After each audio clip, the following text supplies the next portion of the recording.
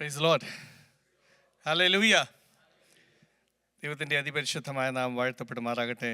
ഇന്ന് രാവിലെ കാലം ഞങ്ങൾക്ക് ചില പ്രിയപ്പെട്ടവർക്ക് ഡാളസിൽ നിന്ന് ഇവിടെ കടന്നു വന്ന് ഇവിടുത്തെ കൂടിവരവിനോടൊപ്പം ഒരുമിച്ച് കൂട്ടായ്മയിലായിരിക്കുവാനും ആരാധിക്കുവാനും ഞങ്ങൾക്ക് ലഭിക്കുന്ന ഈ നല്ല അവസരത്തെ ഓർത്ത് ഞാൻ ദൈവത്തെ സ്തുതിക്കുന്നു, സ്തോത്രം ചെയ്യുന്നു.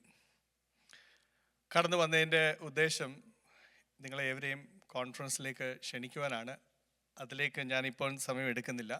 ഓർപ്പിക്കാനുള്ള ഒറ്റ ഒരു കാര്യം മാത്രമേ ഉള്ളൂ. കഴിഞ്ഞ പ്രാവശ്യം 23-ൽ ഞങ്ങൾ അവിടുന്ന് ഒത്തിരി പേര് നല്ലൊരു കൂട്ടം യാത്ര ചെയ്ത് ഇവിടെ വന്നു, നിങ്ങളോടൊപ്പം സഹകരിച്ചു. അതുകൊണ്ട് ഈ പ്രാവശ്യം നിങ്ങളെല്ലാവരും നിങ്ങളെല്ലാവരും വരണം. അതിലേക്ക് നിങ്ങളെ എല്ലാവരെയും വെൽക്കം ചെയ്യാനും ഹാർദമായി സ്വാഗതം ചെയ്യുവാനും അതിലേക്ക് സഹകരിക്കുവാനാണ്, ഓർപ്പിക്കുവാൻ ഞങ്ങൾ വന്നതേ ഉള്ളൂ. അത് പുറകാലെ ദേവദാസന്മാർ പറയുന്നതായിരിക്കും. ഇന്ന് രാവിലെ കാലം അനുഗ്രഹിക്കപ്പെട്ട ഒരു വചനം ഇംഗ്ലീഷിൽ നമ്മൾ കേട്ടു. ഇനിയൊരു വചനത്തിൻ്റെ ഭാഗം ദേവദാസിൽ നിന്ന് കേൾക്കണം. ഞാൻ അല്പനിമിഷങ്ങൾ മാത്രമേ എടുക്കത്തുള്ളൂ.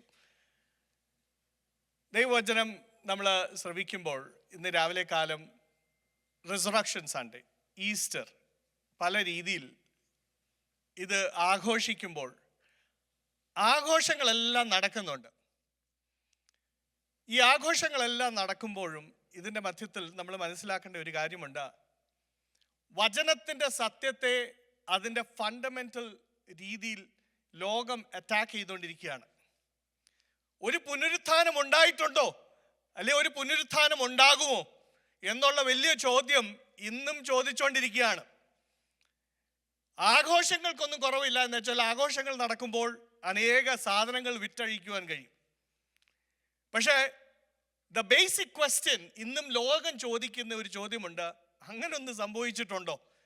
അതിന് പകരമായിട്ട് അവർ നമുക്ക് പറഞ്ഞു തരുന്ന വേറെ ചില കഥകളുണ്ട്. അതെന്തുവാന്നറിയോ?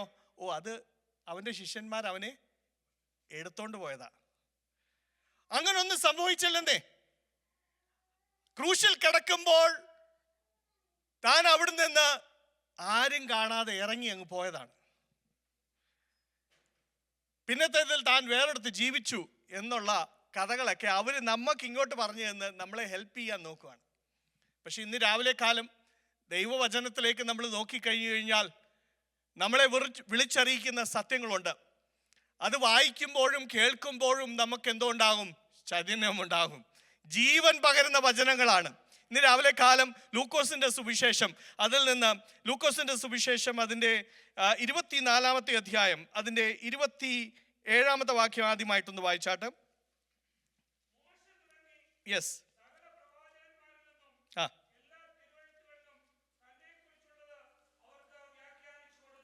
മതി. 32-ാമത്തെ വാക്യം ഒന്ന് വായിച്ചാട്ട്.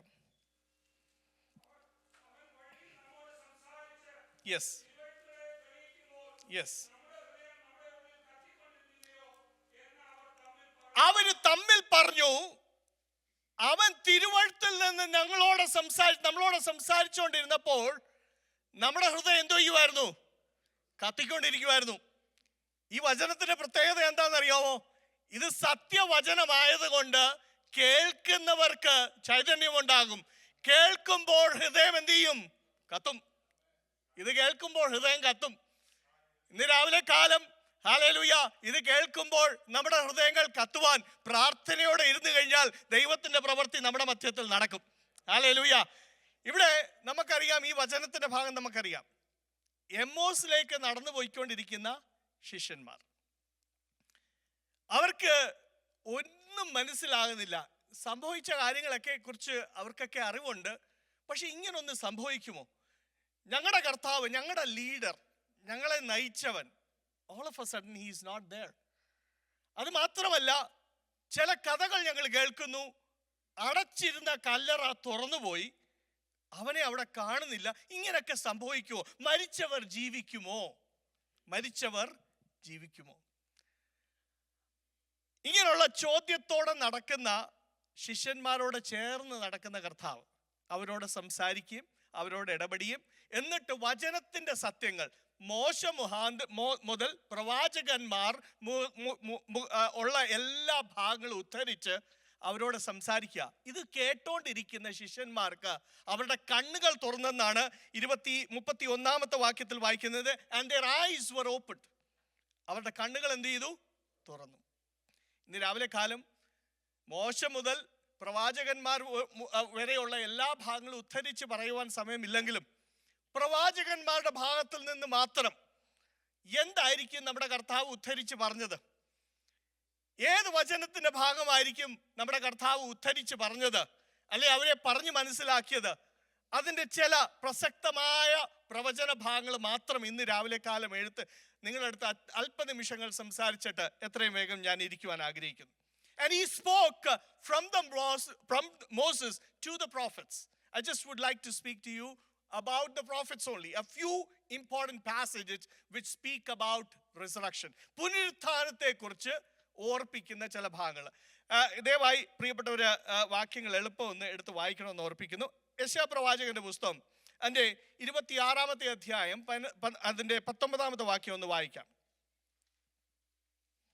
Isaiah 26:19. നിന്റെ മൃതന്മാർ, ഇതെപ്പോഴാ പറഞ്ഞിരിക്കുന്നത് അറിയോ? ഇസ്രായേൽ മക്കളുടെ അടുത്ത് അവരുടെ പ്രവാസകാലത്ത് അവരോട് പറയുന്ന ഒരു പ്രവചന ഭാഗമാണ്, നിന്റെ വൃദ്ധന്മാർ എന്ത് ചെയ്യും? ജീവിക്കും. മുമ്പോട്ട് വായിച്ചാട്ട്. അവരുടെ ശവങ്ങൾ എന്ത് ചെയ്യും? എഴുന്നേൽക്കും. അപ്പം the idea of resurrection was nothing new, rather it was there. യോബിന്റെ പുസ്തകം തുടങ്ങി ഇങ്ങോട്ട് പറഞ്ഞ്, യോബിന്റെ പുസ്തകം ഏറ്റവും പഴയ പുസ്തകം. Even in that, from there, മരണത്തെ ജയിക്കുന്നതിനെ കുറിച്ചും മരണത്തെ വിഴുങ്ങിക്കളയുന്നതിനെ കുറിച്ചുമുള്ള സത്യം അവിടെ മുതൽ ഇങ്ങോട്ട് രേഖപ്പെടുത്തിയിരിക്കുകയാണ്. പ്രവചന ഭാഗം മാത്രമേ നമ്മൾ ടച്ച് ചെയ്യുന്നത് കൊണ്ട് ഇവിടെ പറഞ്ഞിരിക്കുന്ന ഭാഗം, എൻ്റെ വൃദ്ധന്മാർ എന്ത് ചെയ്യും? ജീവിക്കും. അതിൻ്റെ 25:8 ഒന്ന് വായിച്ച്. 25:8 വാക്യം. യെസ്, യെസ്, മരണത്തെ സദാകാലത്തേക്കും എന്ത് ചെയ്യും? നീക്കിക്കളയും. ഇന്ന് രാവിലെ കാലം എന്നെ കേൾക്കുന്ന പ്രിയപ്പെട്ടവരെ, നമ്മുടെ ആയുസ് എന്ന് പറഞ്ഞാൽ പരിമിതമാണ്. നമ്മളെല്ലാവരും ഫ്രെയിലാണ്. ഫ്രെയിലിറ്റി ഉണ്ട്, പല കാര്യങ്ങളുണ്ട്. പക്ഷെ ഇതിൻ്റെ മധ്യത്തിൽ ഒരു കാര്യം ഓർക്കണം, വേദനയും പ്രയാസവും ദുഃഖവും വേർപാടും ബുദ്ധിമുട്ടുകളും എല്ലാം ഉണ്ടാകുമ്പോഴും നിരാശകൾ ഉണ്ടാകുമ്പോഴും ഒരു കാര്യം ഓർത്തുകൊള്ളണം, നമ്മൾ വിശ്വസിച്ചിരിക്കുന്ന ആരെയാന്നുള്ളത്. ഞാൻ വിശ്വസിച്ചിരിക്കുന്ന ആരെയാന്നുള്ളത് ഇയ്യോബിൻ്റെ അടുത്ത് ചോദിച്ചു കഴിഞ്ഞാൽ ഇയ്യോബ് പറയും, എനിക്കറിയാം ഞാൻ ആരെ വിശ്വസിച്ചിരിക്കുന്നു. ഹല്ലേലൂയ. അവൻ എന്നെ വിടുവിക്കുവാനും എന്നെ പിന്നെയും പൊടിമേൽ നിർത്തുവാൻ കഴിവുള്ളവനാണ്. ഇന്ന് രാവിലെ കാലം ദൈവസന്നിധിയിലായിരിക്കുന്ന പ്രിയപ്പെട്ടവരെ, യെശയ്യാ പ്രവാചകൻ വിളിച്ചു പറയുകയാണ്, ഹല്ലേലൂയ, പ്രവചന ആത്മാവിൽ താൻ പറയുകയാണ്, നിങ്ങളുടെ വൃദ്ധന്മാർ എന്ത് ചെയ്യും? ജീവിക്കും. നമുക്ക് എല്ലാവർക്കും പരിചിതമായിരിക്കുന്ന വേറൊരു വചനത്തിന്റെ ഭാഗമാണ് എസെക്കിയേൽ ചാപ്റ്റർ 37. എസെക്കിയേൽ ചാപ്റ്റർ 37 എഴുതുമ്പോൾ ഇസ്രായേൽ മക്കൾ പ്രവാസത്തിലാണ്. അവരുടെ അവസ്ഥ എന്താണെന്നറിയാമോ? അവരിനി ഒരു മടങ്ങി വരവ് ഉണ്ടാകത്തില്ല. അവരുടെ ദേശത്തിൽ നിന്ന് അവർ ഒത്തിരി ദൂരെയാണ്. അവരുടെ ദേശത്തിൽ നിന്ന് അവരൊത്തിരി അകലം വിട്ട് പോയിരിക്കുകയാണ്. ഇനി ഒരു മടങ്ങി വരവ് ഉണ്ടാകത്തില്ല. ഇനി ഒരു പ്രതീക്ഷയില്ല, ഇനി ഒരു സാധ്യതയുമില്ല എന്ന് ഇരിക്കവേ എസെക്കിയേൽ മുഖാന്തരം തൻ്റെ ജനത്തോടെ ഉദ്ധരിച്ച് പറയുന്ന ഭാഗങ്ങളാണ്. എസെക്കിയേൽ അതിൻ്റെ 12 വാക്യമാണെന്ന് തോന്നുന്നു. അവരുടെ കല്ലറകളെ തുറക്കുന്നതിനെ കുറിച്ചൊരു വാക്യമുണ്ട്. ആ ഭാഗം ഒന്ന് വായിച്ചു.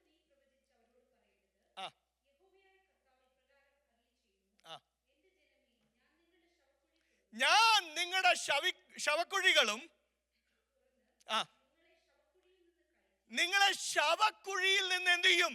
അയ്യോ, ശവക്കുഴിയിൽ നിന്ന് ഒരുത്തനെ കയറ്റാൻ കഴിയുമോ എന്ന് പറഞ്ഞു കഴിഞ്ഞാൽ ഇവരുടെ പ്രതീക്ഷ അതുപോലെ അസ്തമിച്ചിരിക്കുകയാണ്. All their hopes are gone. There's no possibility of a return. And that is when the Lord says and speaks to them, the scattered bones, ഒരു പ്രതീക്ഷയുമില്ലാത്ത, ചിതറിക്കിടക്കുന്ന, ഒരു രീതിയിലും അടുപ്പിക്കുവാൻ കഴിയാത്ത, ഒരു രീതിയിലും ഒരു സാധ്യതയുമില്ലാത്ത താഴ്വരയുടെ മധ്യത്തിൽ കൊണ്ടുവന്നിട്ട് പറയുകയാണ്, നീ ഇതിനോട് പ്രവചിക്ക്. ഇന്ന് രാവിലെ കാലം ദൈവത്തിന്റെ പരിശുദ്ധാത്മാവിന് ചിലരോട് പറയുവാനുണ്ട്, ഹല്ലേലൂയ, ജീവിതത്തിന്റെ സാഹചര്യങ്ങൾ നോക്കി കഴിഞ്ഞു കഴിഞ്ഞാൽ ഒരു സാധ്യതയുമില്ല, ചിതറിക്കിടക്കുകയാണ്, ഒന്നിനെ ചേർക്കുവാൻ കഴിയത്തില്ല, ഒരു രീതിയിലും എവിടെ തുടങ്ങണ്ടേ എവിടെ അവസാനിപ്പിക്കേണ്ടെന്ന് അറിയത്തില്ല. കർത്താവേ, ഇത് എങ്ങനെ ഒന്ന് ശരിയാക്കും? രാവിലെ കാലം ദൈവത്തിന് നിങ്ങളോട് സംസാരിക്കുവാനുണ്ട്, ദൈവത്തിന്റെ പരിശുദ്ധാത്മാവിനോട് ചിലരോട് സംസാരിക്കുവാനുണ്ട്. ദൈവത്തിന്റെ പ്രവൃത്തിയെ ചെയ്യുവാൻ ദൈവം വിശ്വസ്തനാണ്. ഹല്ലേലൂയ. തന്റെ ദാസനായി നീ അതിന്റെ മധ്യത്തിൽ കൂടെ ഒന്ന് നടക്കാമോ? അതിന്റെ മധ്യത്തിൽ നിനക്കൊന്ന് പ്രവചിക്കാമോ? താൻ കൽപ്പിക്കുന്നത് പോലെ ഒന്ന് പറയാമോ?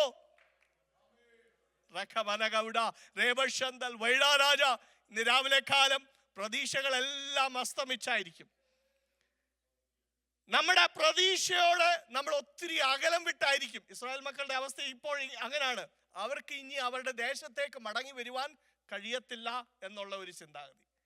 അതിന്റെ മധ്യത്തിൽ കർത്താവ് പറയുകയാണ്, the Lord is speaking to them, Jehovah is speaking to them through Ezekiel, that just like from the graves I can lift bodies, so I will return you back. ഇന്ന് രാവിലെ കാലം ദൈവസന്നിധിയിലായിരിക്കുന്ന പ്രിയപ്പെട്ടവരെ, ചിലതിലേക്ക് മടക്കി കൊണ്ടുവരുവാൻ, തെറ്റിപ്പോയതും നഷ്ടപ്പെട്ടു പോയതും ഇനി ഒരു സാധ്യതയുമില്ല എന്ന് ചിന്തിക്കുന്ന ചിലതിലേക്ക് ദൈവം ഒന്ന് മടക്കി കൊണ്ടുവരുവാൻ ദൈവം വിശ്വസ്തനായ കർത്താവാണ്. എമ്മോസിലേക്ക് നടന്നു പോകുന്ന ശിഷ്യന്മാർ എങ്ങനെയാണ്? കൺഫ്യൂസ്ഡ് ആണ്. അവർക്കൊന്നും മനസ്സിലാകുന്നില്ല. അവരുടെ മുമ്പിൽ ഒരു പർപ്പസ് ഇല്ല.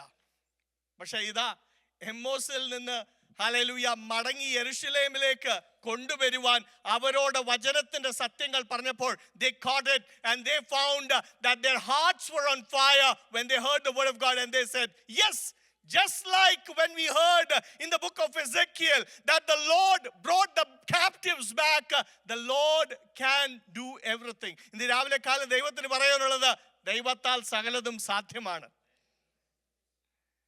അവരുടെ അടുത്ത് പറഞ്ഞു കൊടുത്തു, പ്രവാസികളായിരിക്കുന്ന ബാബേൽ പ്രവാസത്തിൽ കടന്നുപോയവർ ചിന്തിച്ചു ഒരിക്കലും മടങ്ങി വരത്തില്ല. അത് സംഭവിച്ചായിരുന്നോ? സംഭവിച്ചു. അങ്ങനെയെങ്കിൽ ദൈവം നിങ്ങളെ മടക്കി വരുത്തും.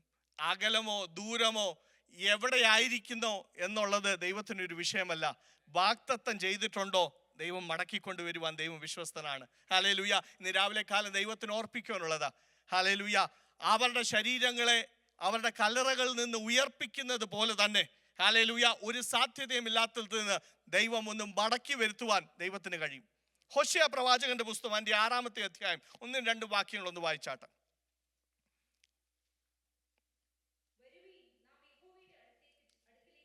Yes yes yes yes. ആ, 2 ദിവസം കഴിഞ്ഞിട്ട് അവൻ നമ്മളെ ജീവിപ്പിക്കും, പിന്നെയും ജീവൻ പകരും. ഇന്ന് രാവിലെ കാലം ഹോശേയ പ്രവാചകന്റെ പുസ്തകം ഒരു ന്യായവിധി കഴിഞ്ഞിട്ട് ശേഷിപ്പുള്ള ജനത്തോട് സംസാരിക്കുന്ന ഒരു ഭാഗമാണ്. ന്യായവിധി എല്ലാം കഴിഞ്ഞു. എങ്ങനാ ജനം ഇരിക്കുന്നത്? മുറിവേറ്റിരിക്കുന്ന ജനം.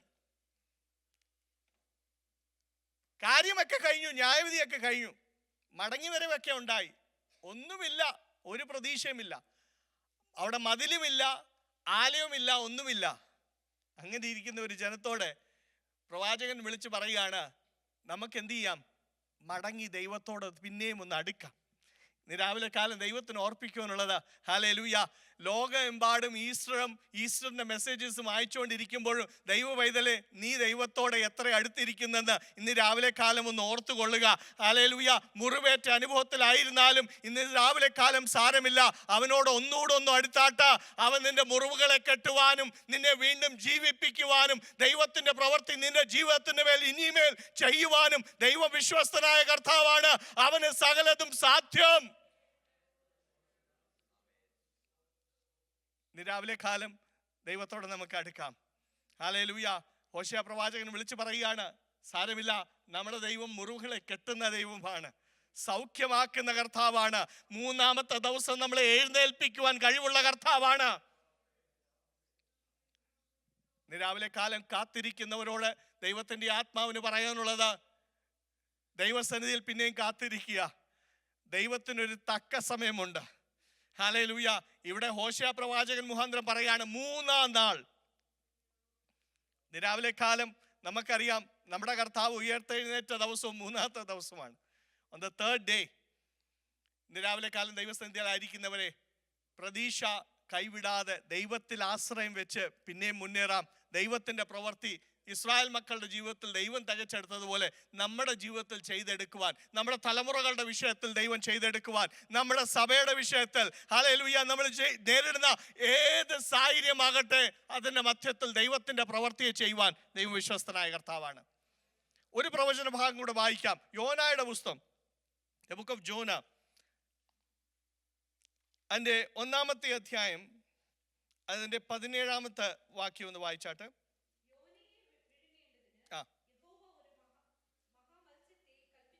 യെസ്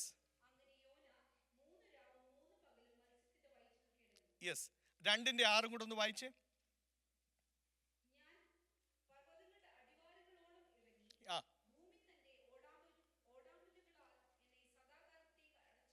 യെസ്, നീ എൻ്റെ പ്രാണനെ കുഴിയിൽ നിന്ന് എന്ത് ചെയ്തിരിക്കുകയാണ്? കയറ്റിയിരിക്കുകയാണ്. അപ്പം അനേകർ കർത്താവിൻ്റെ അടുത്ത് വന്ന് ചോദിച്ചിട്ടു, ഞങ്ങൾക്കൊരു അടയാളം കാണണം. You want to see a sign. കർത്താവ് പറഞ്ഞു, വേറെ ഒരു അടയാളം നിങ്ങൾക്ക് തരുന്നില്ല, യോനയുടെ അടയാളം മാത്രം മതി നിങ്ങൾക്ക് ഈ സത്യങ്ങളൊക്കെ മനസ്സിലാക്കുവാൻ. മനുഷ്യപുത്രൻ ഭൂമിയിൽ he will be in the grave for 3 days, but on the 3rd day he will be raised. യോനയുടെ ആ സംഭവം ഉദ്ധരിച്ച് നമ്മുടെ കർത്താവ് പറയുന്ന ഒരു ഭാഗം, ആ ഭാഗമാണ് നമ്മളിപ്പോൾ ഇവിടെ വായിച്ചത്. യോനായ്ക്ക് സംഭവിച്ചത് നമുക്കറിയാം, മത്സ്യത്തിൻ്റെ വയറ്റിൽ താൻ ആയിരിക്കുന്നു.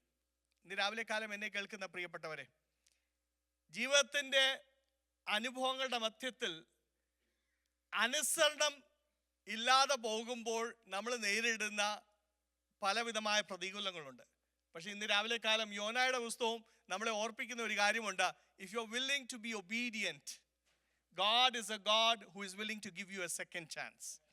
ഒരവസരം കൂടെ തരുവാൻ ദൈവം വിശ്വസ്തനായ കർത്താവാണ്. ഒരവസരം കൂടെ തരുവാൻ, ഒരു ദൈവപ്രവൃത്തിക്ക് വേണ്ടി പിന്നെയും തൻ്റെ കരത്തെ നീട്ടുവാൻ ദൈവം വിശ്വസ്തനായ കർത്താവാണ്. ഹല്ലേലൂയ. ദൈവത്തിൻ്റെ ആത്മാവ്, ദൈവത്തിൻ്റെ സ്വരം യോനായ്ക്ക് പിന്നെ ലഭിച്ചത് 3-ാമത്തെ അധ്യായത്തിൽ നമ്മൾ വായിക്കുന്നു. ഇന്ന് രാവിലെ കാലം എന്നെ കേൾക്കുന്ന പ്രിയപ്പെട്ടവരെ, തൻ്റെ വാഗ്ദത്തങ്ങളും തൻ്റെ പ്രവൃത്തിയും നമ്മുടെ ജീവിതത്തിൽ പിന്നെയും ചെയ്യുവാൻ നമ്മൾ അനുസരണത്തോടെ കർത്താവിനോടൊന്ന് മടങ്ങുവാൻ റെഡിയാണെങ്കിൽ ദൈവത്തിൻ്റെ പ്രവൃത്തിയെ ചെയ്യുവാൻ ദൈവം വിശ്വസ്തനായ കർത്താവാണ്. ഒരു ഭാഗം കൂടെ പറഞ്ഞിട്ട് ഞാൻ നിർത്തുവാൻ ആഗ്രഹിക്കുന്നു. ദാനിയേലിൻ്റെ പുസ്തകത്തിൽ അത് ഒരു പ്രവചന ഭാഗമാണ്. ആ ഭാഗം ഒന്ന് വായിച്ചാട്ട്. Book of Daniel chapter 12 verse 2 and 3. Yes.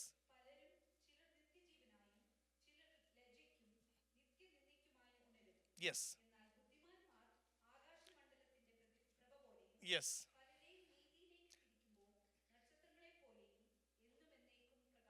Yes. Many who sleep in the dust of the earth shall awake. Now Jesus is telling all of these prophetic words to the disciples. ഈ വചനത്തിൻ്റെ ഭാഗങ്ങൾ ഉദ്ധരിച്ച് പറയുമ്പോഴെല്ലാം ഒരു കാര്യം നമുക്ക് മനസ്സിലാകണം, ഇവിടെ ഒന്നും പ്രതീക്ഷയുള്ള സ്ഥലങ്ങളല്ല, ഇതൊന്നും ഒരു സാധ്യതയുള്ള സ്ഥലമല്ല. ഇതിനകത്തൊന്നും ഇത് നടക്കുമോ എന്നുള്ള വലിയ ചോദ്യം മുമ്പിൽ നിൽക്കുന്ന സ്ഥലങ്ങളാണ്. പക്ഷെ ഇന്ന് രാവിലെ കാലം ഈ വാക്യങ്ങൾ ഹല്ലേലൂയ ആ ശിഷ്യന്മാരോട് ഉദ്ധരിച്ച് പറഞ്ഞുകൊണ്ടിരിക്കുമ്പോൾ അവരുടെ ഹൃദയത്തിൽ ഹല്ലേലൂയ അവർക്ക് മനസ്സിലായി, yes, this is the reality, we know our past. ഇത് കഴിഞ്ഞ നാളുകൾ ഞങ്ങൾക്ക് വേണ്ടി സംഭവിച്ചതാണ്, ഞങ്ങൾക്കറിയാം. ഇന്ന് രാവിലെ കാലം പ്രിയപ്പെട്ടവരെ, കഴിഞ്ഞ നാളുകൾ നമ്മളെ നടത്തിയ വിധങ്ങളെ ഓർത്തു കഴിഞ്ഞാൽ അസാധ്യങ്ങളുടെ മധ്യത്തിൽ ദൈവം എത്രയോ അത്ഭുതങ്ങളാൽ നമ്മളെ നടത്തിയ കർത്താവാണ്. അങ്ങനെയെങ്കിൽ ഹല്ലേലൂയ, ഇന്ന് ഈ പുനരുത്ഥാനത്തിന്റെ പുലരിയിൽ ദൈവസന്നിധിയിൽ നമ്മൾ ആയിരിക്കുമ്പോൾ, on the day of resurrection, on the day of when the world is celebrating, let me tell you, let us have that hope in the midst of hopelessness. ഇന്ന് രാവിലെ കാലം എമ്മോസിലേക്ക് നടന്നു പോകുന്ന ശിഷ്യന്മാർക്ക് പ്രതീക്ഷയില്ല. കർത്താവിൻ്റെ ആ സാന്നിധ്യം ഇന്ന് രാവിലെ കാലം നമുക്ക് ഈ ലോകത്തിന് പറഞ്ഞു കൊടുക്കുവാനുള്ളതും പകർന്നു കൊടുക്കുവാനുള്ളത് എമ്മോസിന്റെ വഴിയിലേക്ക് നടന്നു പോകുന്നവർ ഒത്തിരി പേരുണ്ട്, കൺഫ്യൂസ്ഡ് ആയിരിക്കുന്നവർ. നമ്മുടെ അടുത്ത generation, they are confused. Can your presence be the presence of Jesus to give them the guidance? നമ്മുടെ സഭയ്ക്ക് ആ പ്രസൻസ് ആയി തീരുവാൻ കഴിയുമോ? ഈ പട്ടണത്തിൽ തന്നെ എമ്മോസിന്റെ വഴിയിലേക്ക് നടന്നു പോകുന്നവർ അനേകരുണ്ട്. ഇന്ന് രാവിലെ കാലം അവരോടൊന്ന് ചേർന്ന് നടക്കാമോ? അവരോടൊന്ന് സംസാരിക്കാമോ?